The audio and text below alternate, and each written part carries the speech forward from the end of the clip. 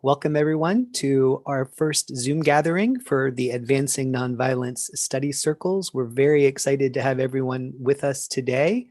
And we're really looking forward, especially because we're so honored to have our three panelists, Judy Code, Marie Dennis, and Eli McCarthy with us, all contributors or editors to the book that we are reading for the study circles. Just a couple things as we get started here is that all participants will be muted with the exception of myself, the moderator, and our panelists. You can submit questions for the panelists in the chat function, and we'll try to get to as many of those questions as we can. We also want you to know that today's session is being recorded. It's going to be recorded and played later for people who are participating in the circles who cannot join us today. So it'll be posted later to our YouTube channel, and I'll send out the link for anybody who wants to catch up later. The first hour of our time today will be spent with the panelists exploring how the book came to be. It'll include an examination of the roots of the book in the two conferences on nonviolence at the Vatican in 2016 and 2019, the contributions from the roundtables of theologians, social scientists, peace practitioners, and others from around the world, and the hopes for what kind of action the book might generate within our churches and movements. Subsequent sessions will focus on the four major parts of the book, with our next one being on March 17th and covering part one of the book, Returning to Nonviolence. Our second hour today will be spent in breakout rooms, where you will be able to discuss and share your own interest in the book, your participation in these study circles, and your reactions to what you've heard from our panelists.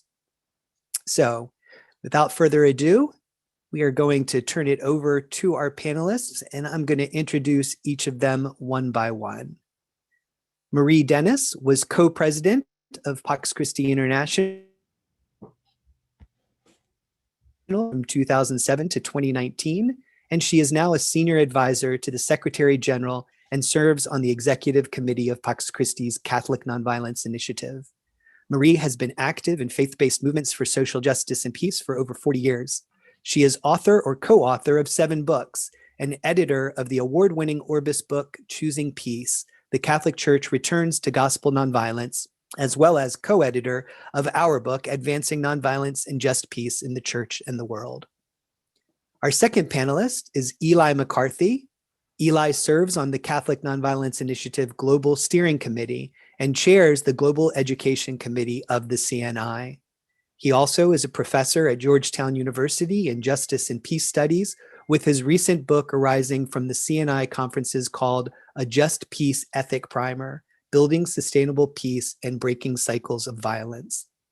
He's also the director of the DC Peace Team, which offers nonviolent skill training and deploys unarmed civilian protection units. And our third panelist is Judy Code, a member of the staff of Pax Christi International and the coordinator of the Catholic Nonviolence Initiative. She served on the staff of the Mary Knoll Office for Global Concerns for almost 20 years, and previously was the national chair of Pax Christi USA. She lives and works in the Columbia Heights neighborhood in Washington, D.C. So welcome, Judy, Eli, and Marie, and thanks for joining us for today's discussion.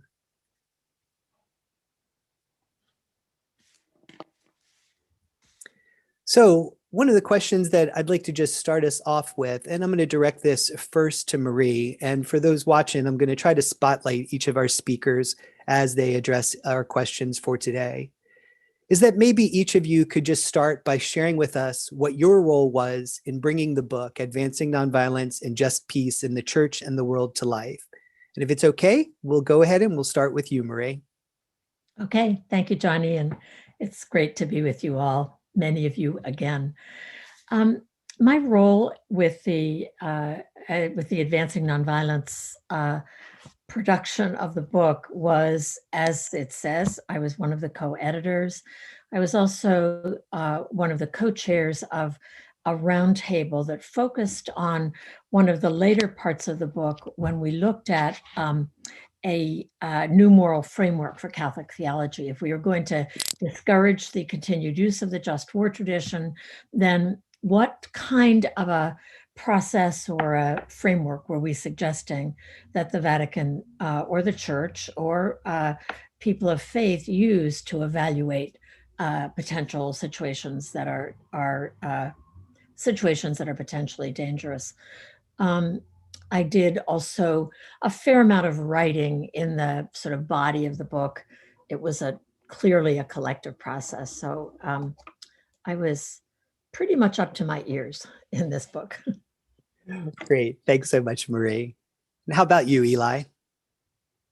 Hey everyone, great to be with you all.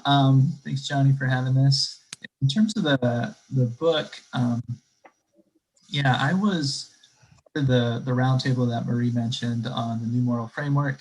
We kind of looked at norms for nonviolence and just peace and different types of cases. Did a bit of work around, trying to do outreach and recruit people to be parts of the different roundtables, which created documents that led to a large part of the book, and also been involved since the early conference in 2016. Great. Thanks so much, Eli. And Judy Code. Hi, everybody. It's nice to see some old, familiar, friendly faces. So my role with the book was less on the content, which Eli and Marie were both very engaged with. I was involved with the logistics around, I was involved with the 2016 conference, and then the 2019 conference really is when this, the first draft of this document was presented to the Vatican. And then after 2019, when it was decided to publish the document as a book, I've been the liaison with the publishing company, which has been pretty constant job in the last year and a half. And along with Marie, when the final version was ready, we did a lot of proofreading and copy editing at the end. And I've also been in touch with everyone who's listed as a contributor, just the basic stuff of getting everyone's permission to list their names and that sort of thing. Thanks, Judy. And since we've got you spotlighted and you also mentioned the conferences that happened at the Vatican, we know that the book is sort of a culmination of that process that began several years with the first conference in 2016 and then a follow-up in 2019. Can you describe a little bit about what that conference was about and what happened there? And I'll also kick that over to Eli and Marie after you, Judy, if there's something impactful in particular that they'd like to share from their experience at the conference. So sorry, Johnny, just to clarify, do you want me to talk about both conferences or just 2019? Either conference that you'd like to, if you just give a little background on maybe both conferences, just a little background. So the 2016 conference was the initial gathering at the Vatican. Marie and Eli were both part of that organizing committee to start a conversation with the Vatican about moving nonviolence within the church. We had 80 people from around the world who met for 2.5 days to talk about nonviolence and just peace. At the end of the time together in 2016, the participants published an appeal to the church, asking for a number of things for the church to move on, to move this along. One request was for an encyclical on nonviolence, and it was decided over the last. By 2017, the planning committee, the steering committee had realized that it might be helpful if the Vatican was given a draft of an encyclical, then maybe that would help. And so the roundtables, which Marie and Eli referenced, the roundtables were created. They met for a year. Each roundtable wrote a pretty significant paper on their work. Those papers were put together. That was delivered to the Vatican at the 2019 conference, which similarly, we had about 75 people from around the world in Rome at the Vatican to discuss nonviolence and just peace. After that meeting, when we were sort of thinking maybe an encyclical might not be coming, we decided to publish it as a book. And Great. There you go. And Eli and Marie can fill in a whole lot that I left out. Thanks, Judy. You had mentioned both Eli and Marie were involved and instrumental in that. Eli, is there something particular that you took away from the conference, or something that you'd like to just highlight for us that was part of what you experienced while there? Yeah, definitely. The 2016 conference was incredibly inspiring. I mean, not only were there multiple national, international organizations, but there are a lot of people from violent conflict zones who were invited and came and voiced their experience. So Democratic Republic of Congo, South Sudan, Iraq, Afghanistan, Palestine, Colombia, and so forth. And these folks were really, in a deep way, kind of crying out for the church to be more responsive to these conflict situations and more creative about nonviolent strategies that the church and Catholics and Christians could really get behind and advocate for. And that these methods of war, whether it appeared justified or not, were still creating lots of harm and trauma and getting people stuck in cycles of violence that they, deeply, urgently wanted to get out of. So, a couple of the stories was Bishop Odama, who was from Uganda, and he talked about his successful negotiation with the Lord's Resistance Army, which was a major terrorist organization in his country. Father Francisco de Rue, a Jesuit from Colombia, negotiated with the FARC and paramilitaries. Sister Nazik Madi from Iraq called us to stop the militarization of her country and stop bombing and rely more on nonviolent strategies. And Father Giroux gave some pretty instructive stories about how what he saw in Colombia, the just war way of thinking, was enabling and encouraging Catholics, even some Catholic religious, to get involved in the armed battle on both sides, and was kind of perpetuating the conflict for many years. So now he's one of the leaders of the Truth Commission in Colombia. So I think those stories were really inspiring, and I think gave us a sense of urgency and clarity about how nonviolence needed to be moved to the center, and how we needed to deepen our understanding of it as, really a positive reverence for dignity and life, as well as trying to avoid dehumanization and participating in different types of violence, such as structural violence and cultural violence. And you'll read more in the book about how it's a strategic method, and spirituality and power of love and imagination and so forth. But I think those would be some of the critical things that I experienced in that first conference. And then the second one was really an elaboration of these roundtables, and we were able to present some of the different pieces and bring in a lot of leaders from different parts of the world who are able to kind of start to move this forward in different ways. Thanks so much, Eli. And Marie, I know that the conference only happened a little bit over 5 years ago, but what's been the impact of it for you? What did you draw out of it? And more importantly, maybe how has it changed the conversation over the last 5 years? Question, Johnny. I think one of the most, I agree completely with what Judy and Eli have said about especially about the impact of people from different parts of the world bringing to us their experience. But at a really fundamental level, one of the most sort of interesting pieces for me was to actually get to a place in a conversation with the Vatican that the Vatican would co-sponsor a conference with Pax Christi International.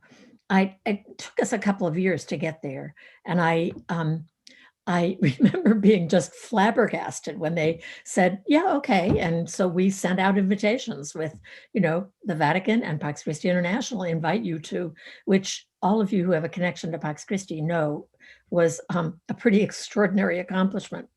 I think, though, that points in the direction of what has come out of this process, among other things. One is that sort of at the same time, at least I was very surprised by the attention that the 2016 conference received internationally. A lot of it positive, some of it negative. Mostly pushback was around our desire to move the just war tradition sort of off the table. But there was a lot of attention. I remember the NCR called it a landmark conference. In many ways, that set the stage for what has been a really remarkable ongoing conversation with the Vatican, especially with the Dicastery for Promoting Integral Human Development, which was created after the first conference in early 2017, and that has welcomed ongoing conversation about this process. I think it also opened the minds of a lot of people, still more work to be done, but of a lot of people who tended to hear nonviolence in the church, who tended to hear nonviolence and dismiss it as naive, superficial, opting out, especially, and I remember how struck people at the first conference were by the presentation on the research of Maria Steffen and Erica Chenoweth on why civil resistance works. And they were looking at a particular kind of nonviolent action, but they had done empirical research that showed it was twice as effective as violent insurrections. So it really began to get people's attention, and we have been in a constant conversation, mostly with that dicastery, but also a little bit with the Secretary of State, with the Congregation on Education, and with other parts of the Vatican, in part because we began this project by sort of out of the frustration of how many years, decades, of promoting nonviolent alternatives to violence, of always standing up and saying, war is not the answer, and having people pat us on the head and say, well, that's really nice, but what else are we supposed to do? And then we'd look at for example, at the US military budget and say, well, the reason we only turn to military and armed solutions is because that's where we invest all our resources and all of our creativity. So when we looked around and said, well, now, where do we have connections with an institution or a set of structures that could actually move this conversation and promote nonviolence at a major level, we figured, well, we'd at least try the Catholic Church. It has a lot of reach out there. And so what we've seen happen is very much a good conversation about this. I think very real movement, and increasingly reach out sort of into where it really matters, which is at a grassroots level with education and so on. So it's an ongoing effort for sure.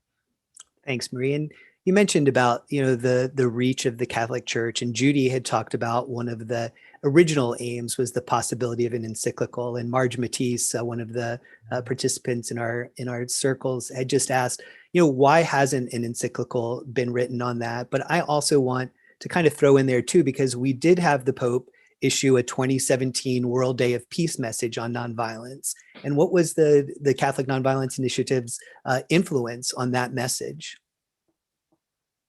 And that's to you, Marie. Okay.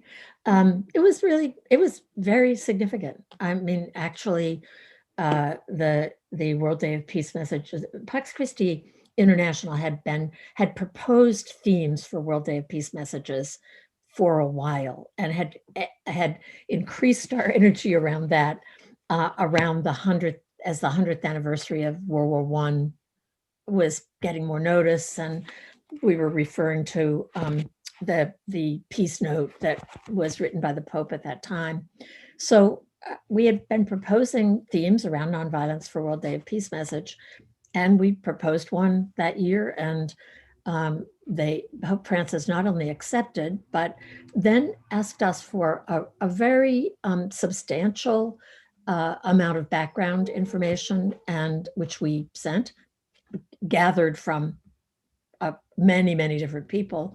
And we could see the result of what we submitted in the World Day of Peace message. We don't say that a whole lot because Pope Francis, of course, writes all his documents with longhand at night when he's finished with his days.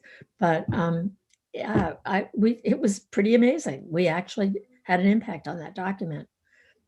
An encyclical we're still waiting for, but I think we're inching closer to it.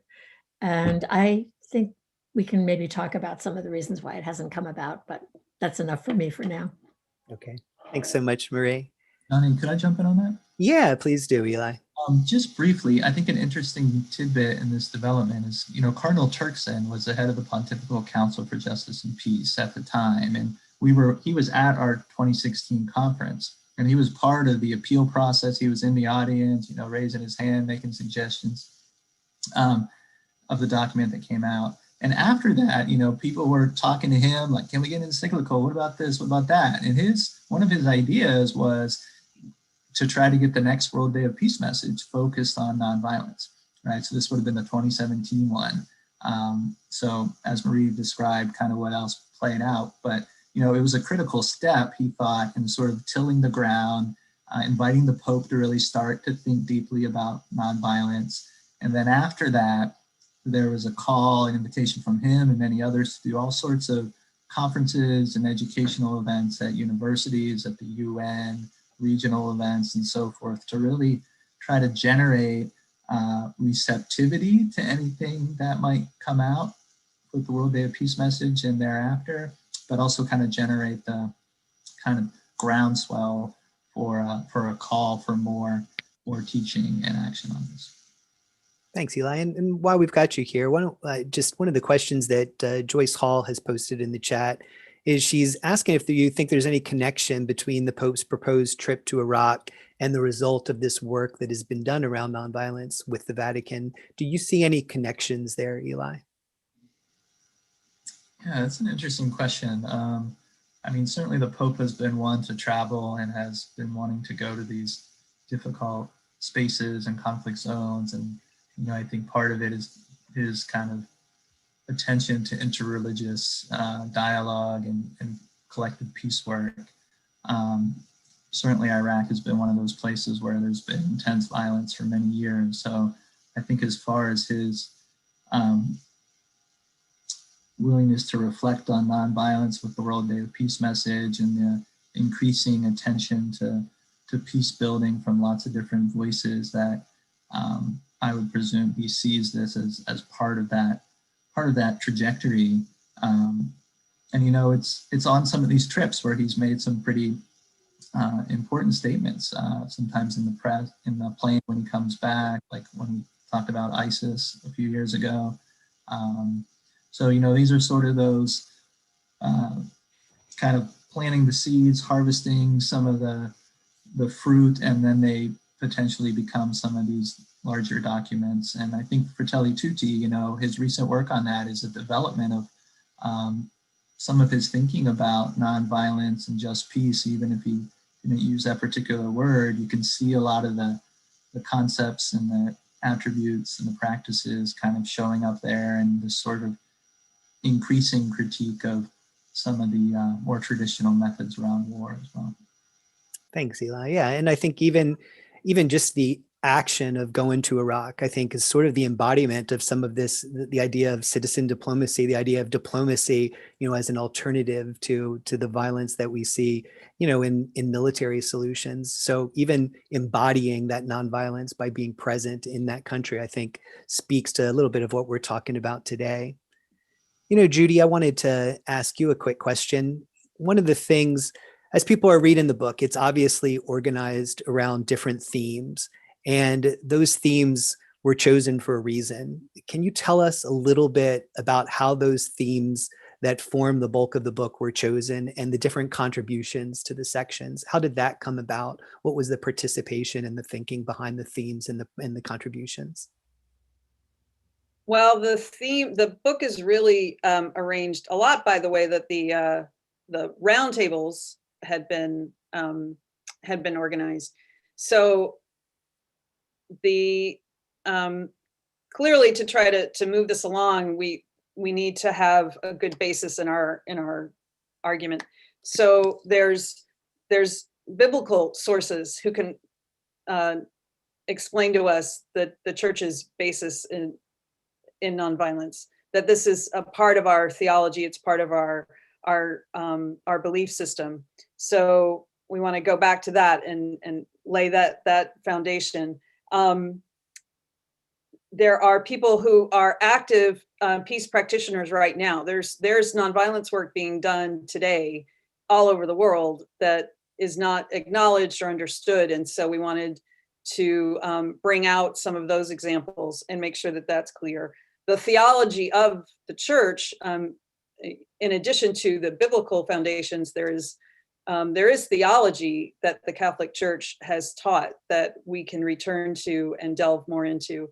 And as Marie was talking about the roundtable she and Eli were both a part of, about the new thinking, that we wanted to look forward. What's new thinking? What's our evolution on nonviolence and policies? And because we're always looking toward the future. I mean, we're growing. We're an evolutionary species. So. And then we ended with recommendations. We wanted to give some concrete suggestions to the church and all the different layers within the church at a diocesan, parish level, family level, school level, etc. Thanks, Judy. I know that, it's a thick book. It's dense. There's a lot of really good information in there. And I know that for all of the people that participated and contributed, that they all had their particular sort of entree into nonviolence.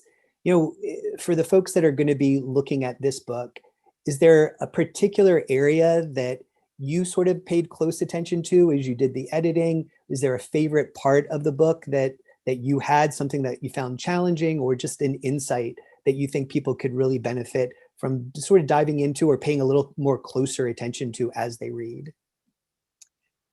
My quick response is the piece with the church's statements, that actually the Catholic Church does have a history of making statements about nonviolence and promoting nonviolence and teaching nonviolence. And I thought that was really interesting. And then secondly, the actual concrete examples of the work that's being done today on the ground, I think is really interesting and good to read about. It's all good. It's all good. But thanks, Judy.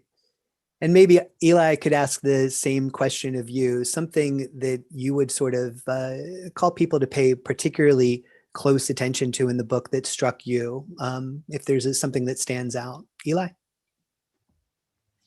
Yeah, thanks, Johnny. I guess a couple of things. One is sort of what Judy was alluding to, that there's a considerable trajectory in Catholic practice and teaching around nonviolence. And you can really see it picking up at Vatican II and thereafter, where this movement is growing towards increasing the space and the understanding for nonviolence and minimizing the space and the willingness to engage in war. And I think we sense that. We're hoping many of us can be part of continuing that trajectory and moving that forward in a similar way to what we've seen with the death penalty. A pretty similar logic is unfolding. So I think that's one thing to pay attention to and to get a sense of, a grasp of, but also a lot of encouragement from. The other, piece I think is, particularly important is the stuff around the ethical framework. I've worked a lot on the just peace ethic, but there's also some really interesting pieces around policing and responsibility to protect. And, those are some of those grayer areas where a lot of creative thinking and practice is happening and is really important to develop. Eli, I know that you have to leave us a little bit earlier than our other two panelists. So maybe just building on that. And then Maria, I'm going to ask you to follow up with that same thing if there's a particular section. But before you do leave us, Eli, one of the questions that was put into the chat was about President Biden's recent bombing in the Middle East. And, what this looks like. He's a Catholic president, what it looks like as a Catholic response. You had talked about, real world effects and seeing things in a just peace framework rather than in terms of military solutions. Can you say a little bit more about, what kind of work needs to be done to influence like the real world issues that we face, like with advocating to the Biden administration about not seeking military solutions to the problems that we face in our world?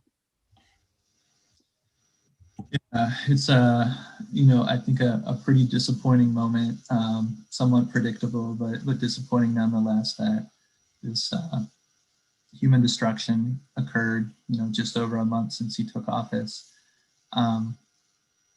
We're actually part of kind of putting together a letter right now from different faith groups trying to respond to some of the arguments about that this will deter stuff, or that this will de-escalate, or that this was proportional, or this is what accountability looks like, right? Those are all these sort of phrases, arguments being put out by the president, by the head of the Department of Defense, and so forth. So, I think one piece is trying to challenge that logic, right?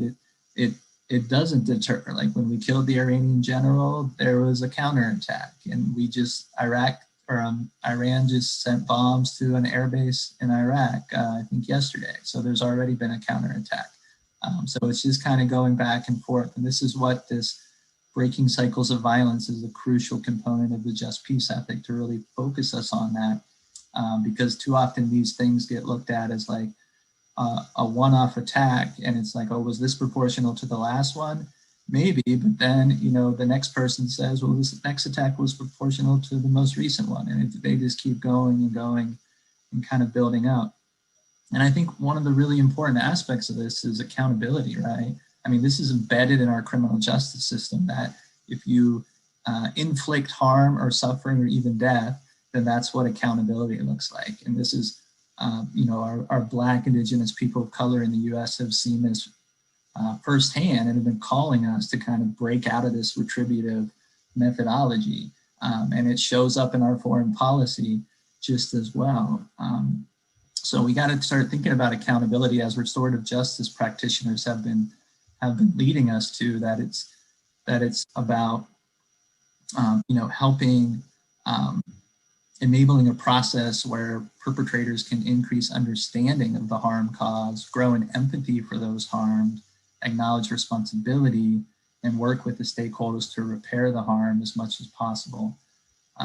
So those are some of the pieces, and then kind of laying out some of the nonviolent strategies. And he said he wanted to lead with diplomacy, so that would be one obvious step. But some of these other ways of accountability and so forth would be good things to lift up. Yeah. Thanks, Eli. Yeah, I think I voiced what many of us within the Catholic Peace and Justice movement, our disappointment in seeing that type of response, and especially against the backdrop of Biden's claims to, want to rejoin the Iran nuclear deal. That this seems to work counter to the kind of diplomacy that we need to have the Iran nuclear deal back, and rejoined on both sides. So thanks so much for that, Eli. And again, we know that you might have to leave. If you're able to stick with us for a little while, maybe we'll get another question to you, but thank you again for joining us today, Eli.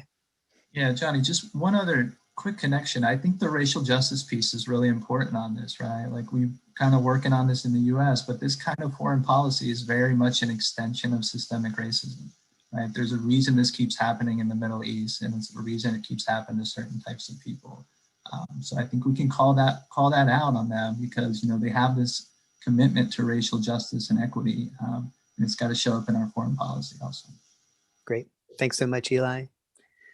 So Marie, I think anybody who's familiar with your work knows that nonviolence has been a thread for a really long time, and I imagine that you have worked on many of the themes that we see woven throughout the book. Is there something particular from the book that you found challenging, or that you would really like to invite people who are reading it to concentrate on? Actually, yes, there is. And it's very simple. I think that we need to understand both what is violence and what is nonviolence at a much deeper and wider level than we've tended to think about it. So you'll find in the book some reference, some discussion about what do we mean by violence. And I think theoretically we know that we're not only talking about war, we're not only talking about direct violence, that we are also talking about institutional violence and cultural violence and so on. But I think we need to really own that. So, for example, the connection that Eli just made to racism. Racism is a very clear example of cultural violence, other kinds of violence as well. I think that making the connections, so for example, is environmental destruction, what we're seeing the results of in terms of climate change and so on, is the result of violence. And so one lesson that I've learned from this process and that I think is worth really reflecting on is, what is violence? And the second is, what is nonviolence? What are we talking about? I cannot tell you how many times we have said we are not only talking about civil disobedience or crossing a line or civil resistance, we are not actually talking about pacifism, that nonviolence is broader, is different from pacifism. We are talking about active engagement, not about retiring from engagement. We're talking about both stopping violence and promoting a just peace. So we've been, over the last 5 years, we've been working with different definitions of violence that we hope will stir the thinking, all of our thinking about it. Nonviolence as a spirituality, nonviolence as a way of life, nonviolence as a global ethic, nonviolence as a set of potentially powerful and some proven tools for transforming violence, for transforming conflict, for preventing or interrupting violence, et cetera, et cetera. So for me, those two, what feel at first or seem at first to be simple concepts, I think are really important for us to hold on to and to promote in the world. And then the other, I think, is the importance of investment, of creative thinking, of working at developing other tools for the nonviolent toolbox. I sometimes use the image of when we have a problem, we're trying to figure out what to do with Iran or in Iraq. And we go to the militarized toolbox and we find all kinds of well-trained and well-developed people and weapons, a huge range of weapons in great numbers that feed our economy. We go to the nonviolence toolbox and we find diplomacy, which sometimes is supported and sometimes not, and maybe a few other ideas. We have to invest. And that is, I think, the point of this whole project is, what can we do to convince the world that there is another way to deal with the problems that we have? We're not pretending that there isn't conflict. Conflict is part of life, but we can interrupt conflict before it becomes violent. And even after it has become violent, we can do something about it if we learn how to do that. So I think those are the simple lessons that I think are worth picking up from this book. It's a really good challenge, Marie. And in some ways, you've anticipated my last question for you and Eli and Judy, if Eli's still going to be with us, in talking about what you just shared. But the question was going to be, what's your hope for the book? What would you like it to see it lead to? And you've talked a little bit about that. Do you want to expand on that a little bit more? And I'll give you a second to think about it, just as I point out to our participants too, that was my last question. But if there's some questions that folks want me to bring up, we've got about 20 more minutes of Q&A with our panelists. If you'd like to put those in the chat, I will pull some of them out. There's a great question in there about Laudato Si plan that I know I'm going to refer to you as well, Marie. But again, what's your hope for the book? What would you like it to see it lead to? Well, I think probably what I hope the book will contribute to, I don't think the book will do it by itself, but I hope it will contribute literally to a paradigm shift in which we move to another way of thinking. I think it is very much in harmony with what Pope Francis is trying to get us to do in thinking about a post-pandemic reality. What will the new normal look like? It has to include nonviolence. It has to rely on nonviolence, because nonviolence is all about our relationships with each other, other humans, and with the earth. So my hope is that this will contribute to that paradigm shift. Great. Thanks, Marie. And Eli, you're still with us here. Would you like to say, what's your hope for the book? What do you hope it leads to? I like to hope. I've got lots of hopes. I think a couple things. One is that Catholics become more willing and comfortable with using the language of nonviolence and in sort of a broad kind of sophisticated meaning and not simply rely on peace and peace building, because nonviolence has particular contributions in the way that it's formulated, but also the different meanings that you'll see in the book if you haven't picked up already. The other thing I think is our parishes, our schools, our Catholic organizations can be so pivotal, not just in general education about nonviolence and stories, but actually providing training in these critical skills like nonviolent communication, bystander intervention, unarmed protection. We're trying to stand up these unarmed protection teams around the US to help with this, be part of this broader movement of alternative community protection in our cities and towns. So I think those would be some things that I would hope for. And on the advocacy scene, you know, our Catholics can do better, have a more concerted voice for not just nonviolent strategies, but like reducing investment in Pentagon and so forth. Thanks, Eli. It's a great challenge to put to the people, I think, on this call as well, because I think the folks who are studying this book are people who are active in their parishes, they're active in their local communities, they're teachers in Catholic high schools and at Catholic universities. So that was a good challenge to issue there. Thank you, Eli. And Judy, I'm going to ask the same question of you. What's your hope coming from this book? That it's what change do you hope you see it add to or make in the world? Well, I agree with everything that Eli and Marie have shared. And I guess just to add, I do hope that it is, it's a way for people to see that the church has already been doing this sort of work, and that there are people who are already doing this work, that this isn't a new or radical idea, that this is grounded in our faith and is already happening, and it's already there for people to engage with. Thanks, Judy. Yeah, that seems really fundamental. And I know in my own perusal of the book, like to see the richness of the ground that has already been seeded for centuries, going back to the message of Jesus and really the message of the Hebrew Bible as well, that nonviolence is one of those things that's sort of woven into our DNA. So recalling that's really important. So one of the questions that we've got posed here from Tim Dwayne, and I'm going to direct this to you, Marie, is he says many Catholic organizations are considering the possibility of joining the Vatican's Laudato Si initiative that will launch in May of 2021, with organizations committing to a 7-year movement to integral ecology and alignment with Laudato Si's goals. How do you see the Catholic Nonviolence Initiative intersecting with this Laudato Si initiative? I am so glad you asked that question.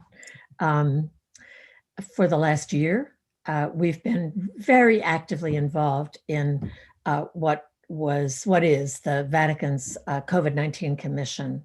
We were working particularly in the security task force.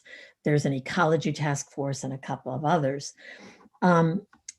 As the year has gone on and it became clear that as we continued this conversation, it became clear that the work of the ecology task force and the work of the security task force needed to be brought together. And so for quite a few months, we have been sort of looking at and sort of building a base for how nonviolence should be integrated into all of the work that's going into the implementation of Laudato Si, very particularly in the Laudato Si action platform. And so we've made some progress. We've had some ongoing conversation trying to figure out where decisions are being made and how to make that happen.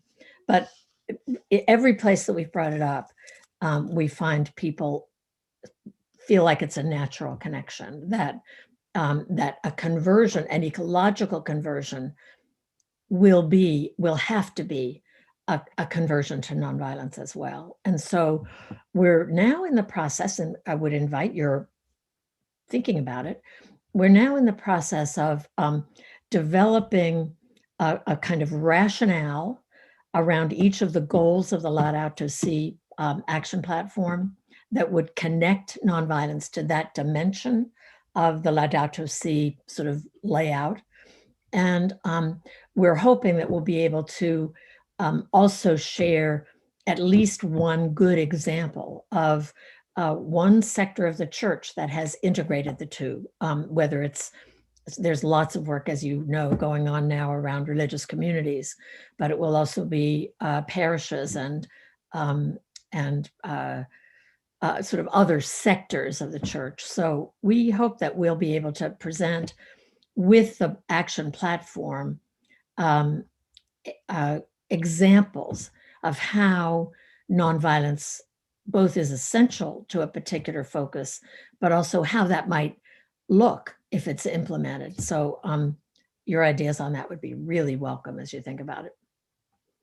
Thanks so much, Marie. Yeah, I think one of the things, if everybody is starting to come to a realization, is that, you know, the issues that we work on don't exist in silos, that there really is connection between them, and they flow one into the other. So looking at the, you know, what was the message, looking at the message of Laudato Si and talking about how it is that nonviolence is part and parcel of everything in there is really essential work. So thanks for that, Marie. And I'm going to ask another question here from the chat box. And if folks have been following along, there's some good resources and other Q&As that have been answered in there from Eli, and links to where you can find the book from Judy and other information as well in the chat. So feel free to pull that out. This question is from Abigail Metzger from the Pax Christi International UN team in New York City.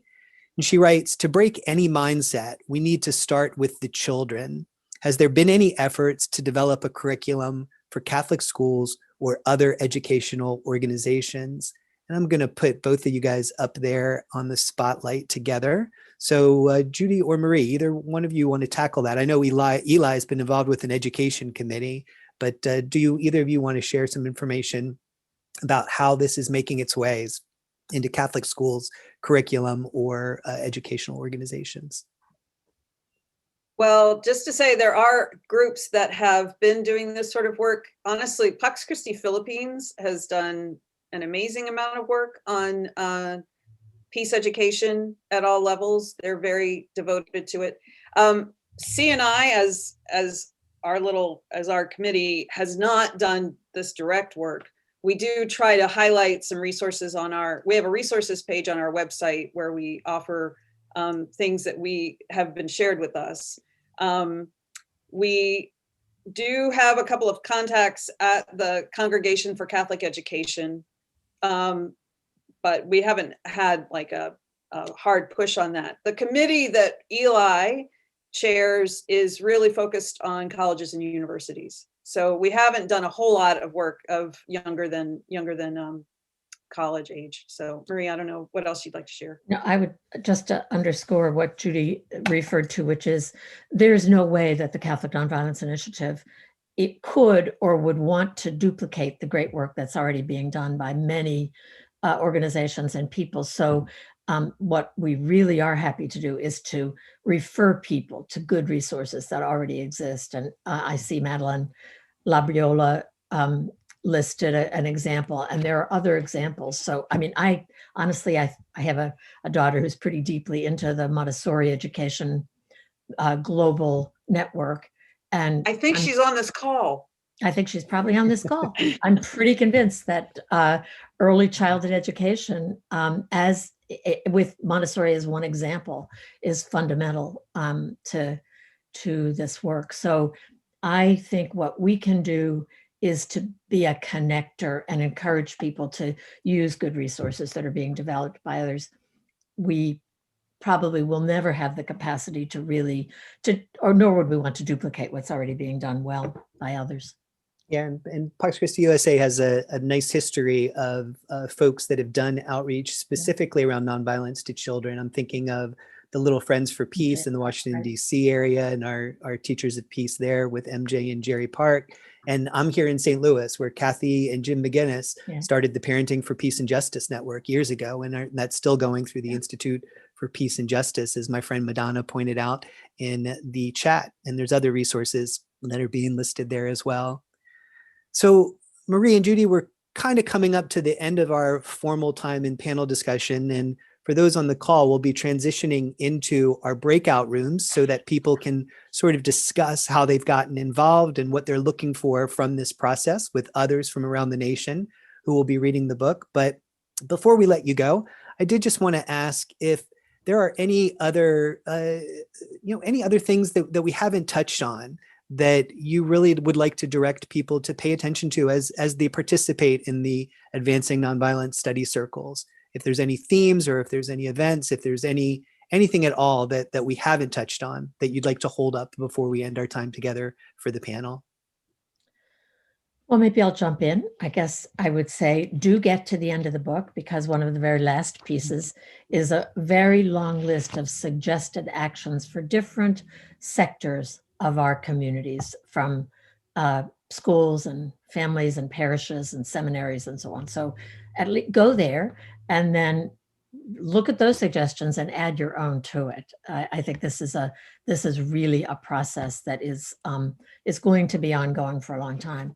And then also, and Judy could say more about this, last year for the first time, we did propose a week of Catholic action on nonviolence in around the time of Campaign Nonviolence and the Care for Creation season of creation.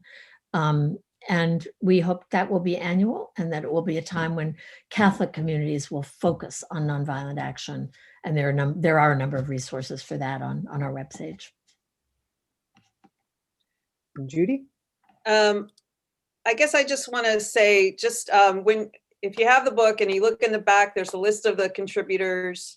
So just keep in mind, just a lot of great folks from around the world who gave these roundtables that existed for about a year. It was all volunteer, and these are people who gave a lot of time and energy and love and care to work together to draft these documents and put this work forward. So say a little prayer for them as you go through the book, because a lot of people contributed. And a little small note about our list of contributors. We are all children of God and on equal footing. And so see if you can spot the bishops on that list. There are no titles. There are no titles in the kingdom of heaven. So great. Well, maybe just one little addition. Sure, go ahead, Marie. Sorry, is that also note that it is a really international gathering of people, that this effort has been, it began, as Eli described, with a strong input from people living in zones of war and violent conflict. And it has continued with that engagement all the way through. And I think that has been very intentional on our part, because we believe that it is people who are living in situations of violent conflict who are best able to articulate the critical importance of nonviolence and nonviolent solutions to what they're facing. So it's a really international group as well. Great. Well, thank you, Judy and Marie, and Eli, who has already left us. We really are grateful that y'all could be here with us today to sort of launch our reading of this book. And I know that we're going to be hearing from the two of you over the course of the next 2 months as well. But we're really grateful that you could be with us today. So we'll just offer you a figurative round of applause here for Marie and Judy and Eli. Thanks, Johnny. Thank you, everybody. Thanks, Johnny. Thank you guys so much. And with that, we are going to go ahead and we're going to segue into the second part of our call today. And many of the people on the call today are part of the study circles. You've already registered. You either are part of a local group or you're an individual who is reading the study circle. reading the book and participating in our study circles. And one of the things that I just wanted to address with folks, just as way of an introduction and a little clarification, is some people, again, are participating in groups. And if you have a local group and you're meeting outside of these Zoom sessions, that's great. That's terrific. We also know that there are some groups that are going to only meet during these Zoom sessions, and that's fine as well. And then we know we also have quite a few individuals from around the country that are not necessarily part of a group that's reading together, but would like the chance to come together to discuss and share. And that's what the second part of these Zoom sessions that we'll be doing every other Wednesday for the next 4 weeks, or the next 4 sessions after this through the end of April will be about. So we're going to transition into breakout rooms for discussion and sharing portion of the call. The breakout rooms are going to be kept small, so there'll only be a handful of people in each breakout room so that you have time for good conversation. And the breakout rooms are also randomized. So you're going to be meeting with people from all over the United States, and you'll get a chance to discuss the book. Today in particular, to discuss 4 questions that I think Lauren is going to put into the chat box for us here. These are the questions for our breakout rooms today. Why are you participating in these study circles? What has been your own experience with nonviolence? What do you hope to glean from the book and the study circle? And what did you hear today that most struck you, or why? So those are the questions that are going to be, we hope you'll use to guide your discussion in the study circles. We ask you to make sure you start off with a short introduction of yourselves and allow people the space so that everybody has a chance to speak and share. And I will give a 5-minute warning just before the breakout room is to close, so that everybody knows that we're going to be coming back to the main room to end our call today.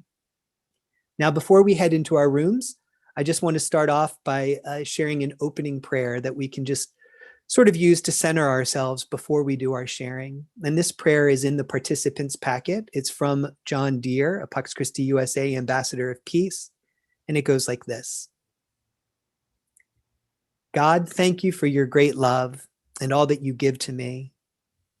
Give me the grace and the courage to live a life of nonviolence so that I may be faithful to Jesus. Send me your Spirit that I may love everyone as my sister and my brother and not fear anyone.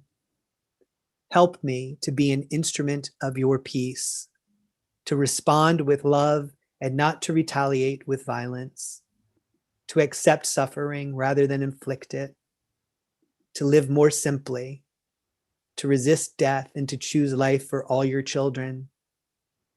Guide me along the way of nonviolence.